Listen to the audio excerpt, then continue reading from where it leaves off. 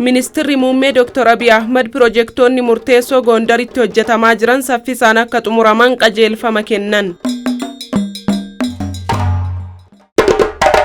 Sadarkaa itti aanaa ministeera muummeetti itti gaafatamaan giddugala qindeessa ijaarsa dimokiraasii fi itti aanaan pirezidaantii paartii badhaadhinaa obbo Adam Faaraa agarsiisa Itiyoophiyaan haa oomishtuu daawwatan. Adeemsa marii biyyaalessaa keessatti yaadonni lammiileen bifa ajandaan kaasan barbaachisummaa guddaa akka qabu koomishiniin marii biyyaalessaa beeksise.